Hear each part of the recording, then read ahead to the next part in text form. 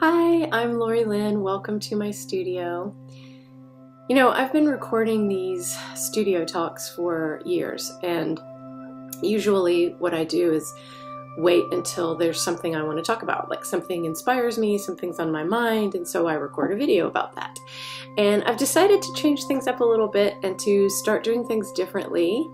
And I'm going to be recording these videos on Wednesdays now and just talking about whatever is on my mind or whatever happens to be going on at that time. So we'll see how it works, if it's interesting or not. I don't know.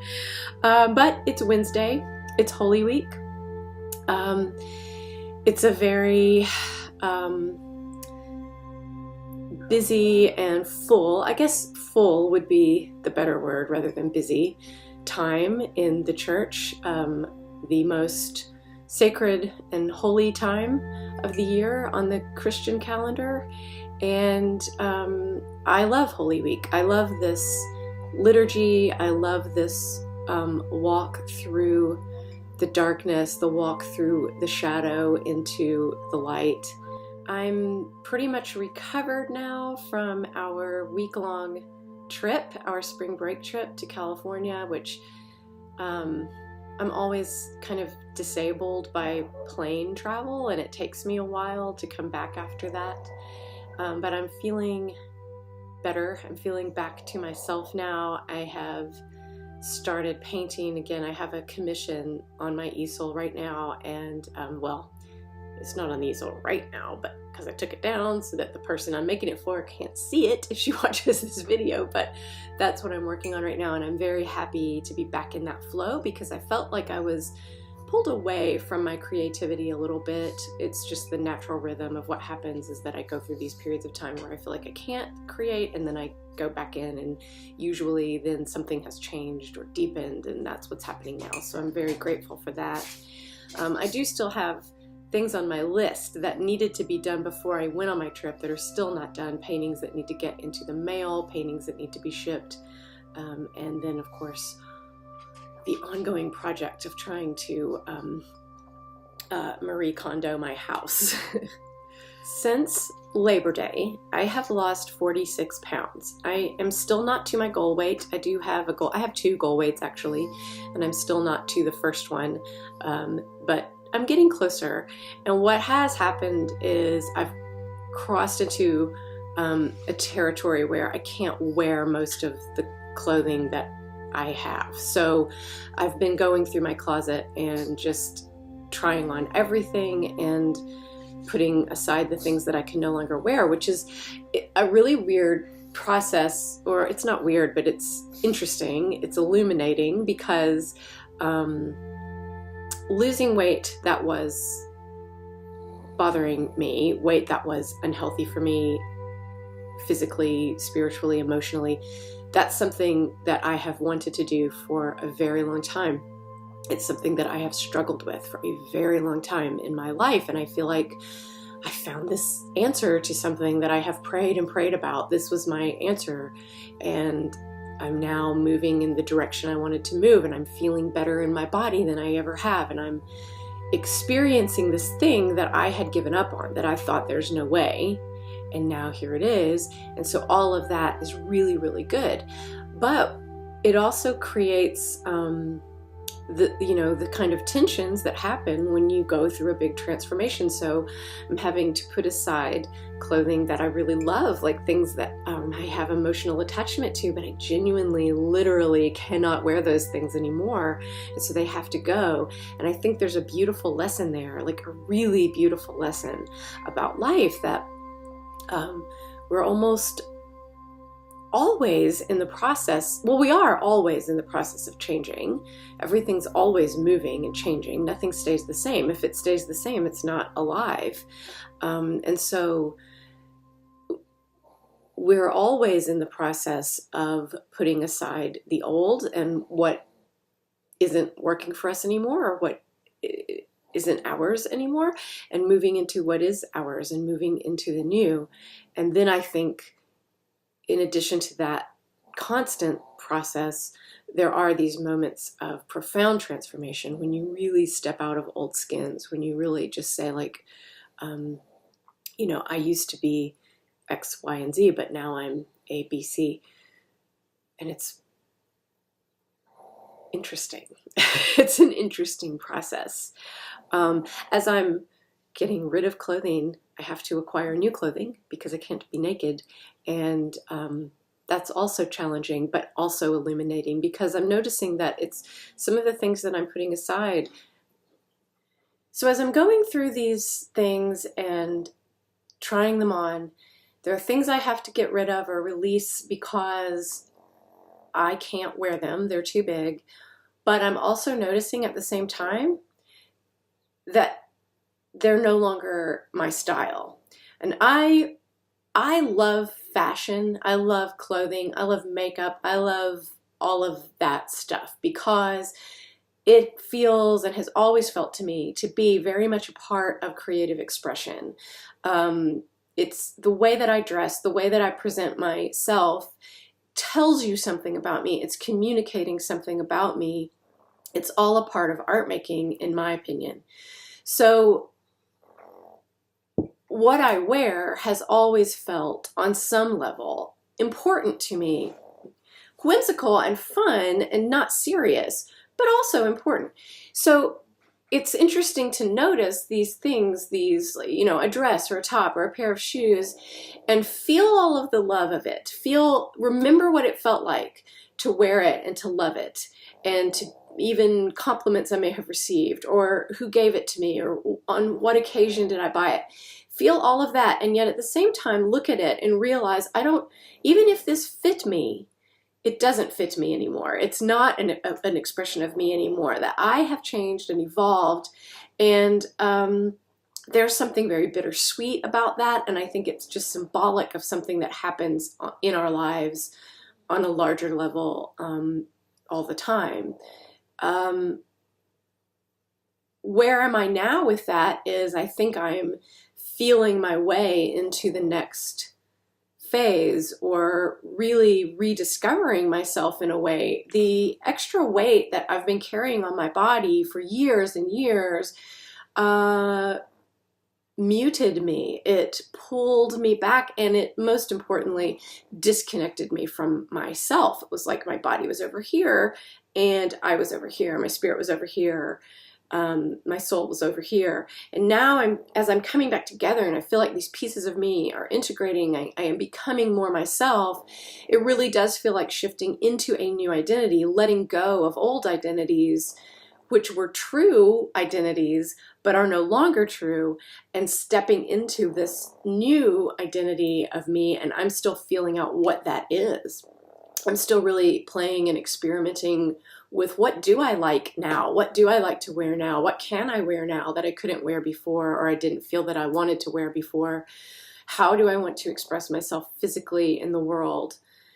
Because that physical expression is very much tied to creative expression, verbal expression, artistic expression, all of the ways that I show up in my life. And I'm also aware that those kinds of changes and those sorts of transformations can sometimes cause rifts or difficulties in relationships, especially long-standing relationships, when I'm not who I was 10 years ago or 5 years ago, or maybe even a week ago.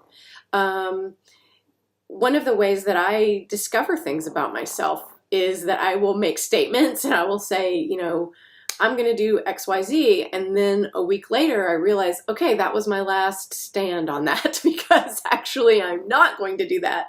I don't believe in that. I'm going to do something else. And so I don't know what my point is. Like, I'm just thinking about relationship, I guess. And I'm thinking about my relationship to myself, and how my relationship to myself impacts my relationship to everyone else, my friends, my family, and also you. I mean, people who know me through my work, people who watch this channel, people who read my blog.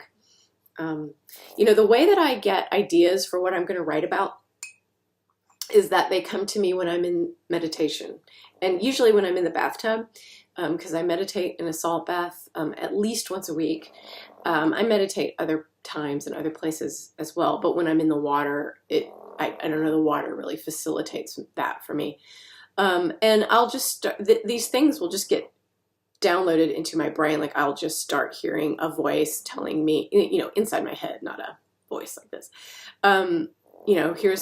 Here's the subject. Here's what you're going to write about. And a lot of times I'll fight with it. And I don't want to write about that. That sounds controversial. That sounds like it's going to be off-putting to people. But then when something just won't let me go, then I know, okay, that's mine. I have to talk about that. And every single time I press publish on one of those posts, something that I know is going to be bothersome to some people, it worries me. Like it feels so weird. It feels so vulnerable. But I know that that's where my real work lies. I know that when we are truly using our voice, we're really allowing this heart, throat area to be open and expansive. And when I'm really being authentic, it's going to feel a little bit uncomfortable. It always is going to feel a little bit uncomfortable. It feels a little bit uncomfortable to share visual work, to talk about a prayer painting, to let you into my studio. But that's good. That's how I know it's good. That's how I know it's mine. That's how I know I'm on the right track, is that it doesn't feel exactly comfy. So as I said, it's Holy Week. I have not yet formulated the words to be able to talk about Notre Dame. I have a lot of thoughts and feelings about that in regard to sacred space and the sacred feminine and the symbolism of Notre Dame, and what it means that that place would burn at the same time that an important mosque was burning, at the same time that 3 Black churches were burned down, what it means for holy and sacred space to burn. I have a lot of thoughts and feelings about that, but I haven't yet been able to formulate that into anything that I could say or explain. And so I'm remaining quiet on that issue right now and letting other people speak. And perhaps in the future, I will be able to talk about that and my feelings about that. But I don't want to let it go unacknowledged because I think it is so important. And the fact that this did happen during Holy Week is amazing. And but I'm going to talk about that later. I'm not going to talk about that now. In my personal work, I have felt, as I've mentioned, that I've been in a little bit of a holding pattern, that I've been removed a little bit. The muses backed away for a little bit. I felt like I could not move forward. I was trying to develop a course. I kept getting about halfway through it and then having to throw the whole thing out because it wasn't right.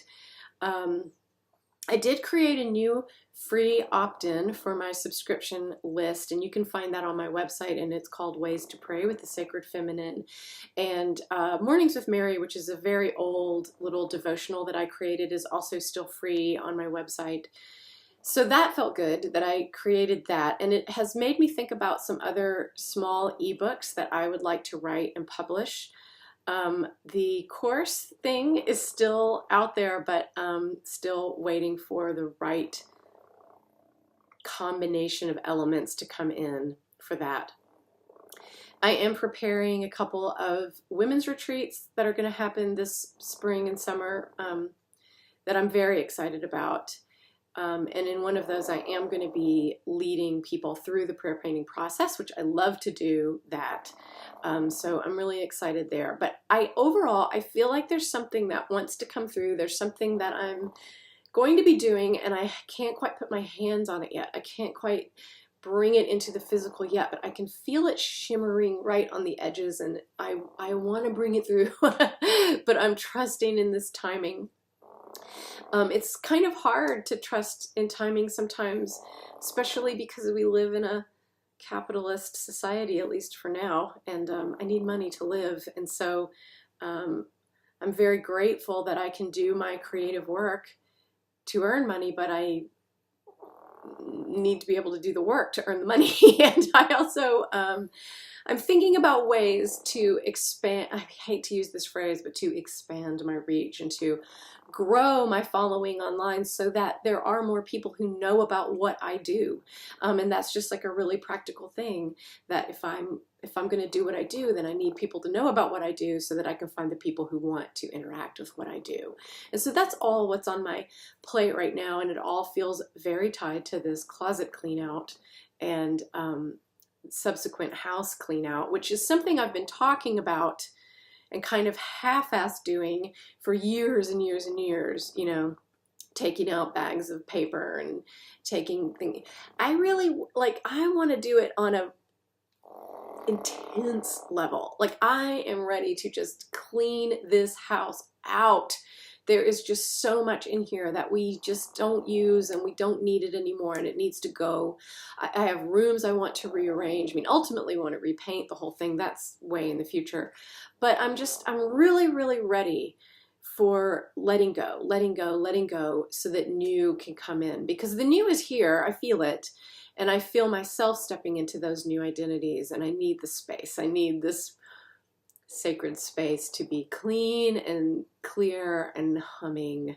And so that's on my agenda for spring. It is beautiful right now where I am in Kentucky. It is gorgeous. We are having a beautiful, beautiful spring.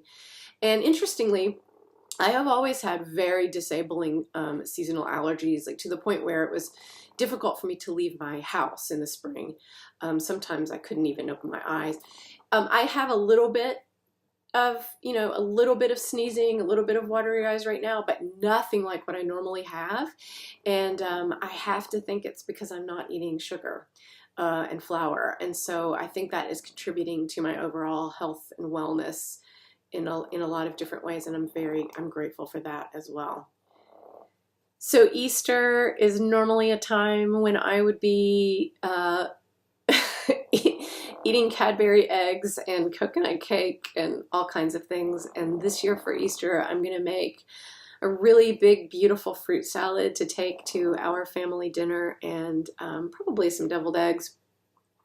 And I'm not going to be eating the chocolate or the coconut cake. But what I found so far on this plan, what I have found is that there is a great enjoyment for me still in seeing those things and being with people who are consuming those things. I can sit at a table with my cup of tea or my cup of coffee with people who are eating cake, and I can enjoy that the cake is beautiful and that they are enjoying it and it's a lovely moment and I'm still in the celebration with them, but I don't have to eat it. And that's a huge, huge, that's a huge thing for me.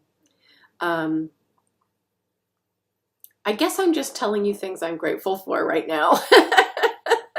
Maybe that's what studio talks are turning into. I don't know.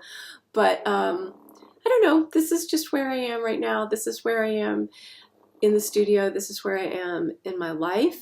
I'm really, really happy, and so happy every time I see that someone has watched one of these videos, and I know that you've come here and that you've listened to me and you've sat with me for a little while. And I want to invite you, as always, please know how invited you are to speak back to me, to tell me, to ask me a question about anything, or to suggest a topic if there's something that you would like for me to talk about. My purpose for recording these videos is to share my life and my work with you, because for me, my life and myself and my work and what I do, that's all tangled together. That's all one thing. And so I can't just share paintings or writings on the internet and not share other parts of my life, because it's all the same.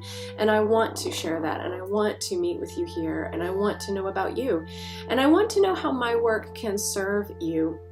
I'm constantly tweaking that little bio on the side of my website and trying to explain what it is that I do. And I really feel like down at its essence, like all of the things I talk about, the sacred feminine and my religious practice and my creative practice and prayer painting and art journaling and all of the things I think about and talk about and examine, the reason why I feel so compelled to share these things is because I really want to be a part of the sharing of the message that you are so deeply and abundantly loved, that you are loved right now as you are, infinitely, in a way that you cannot even conceive of, that there's nothing you can do that separates you from the love of God. There is nothing that you can do or be that causes God, the divine source of all life, the life that is breathing into you right now, to stop loving you.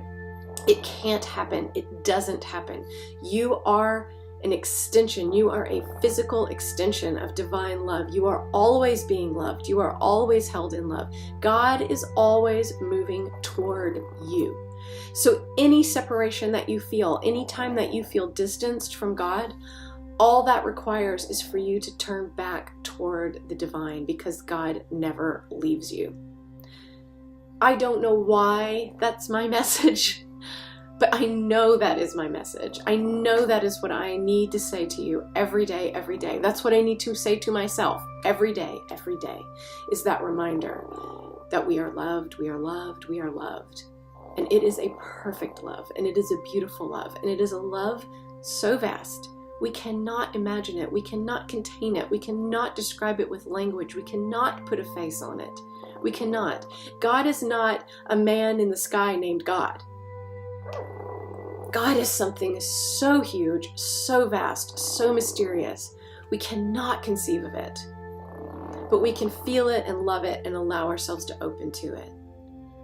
And when you go to the easel to paint, or when you go to your art journal to work, when you sit down at a page and begin to write, when you walk in the woods, when you sit in your garden, when you soak in a salt bath, when you do whatever it is that you do that you love, where time dissolves, then you are in connection with the divine, and you can feel that love flowing through you. And these are difficult times, and we need to feel that love, and we need to know that love is there. We need to know that those votive candles are still burning in Notre Dame.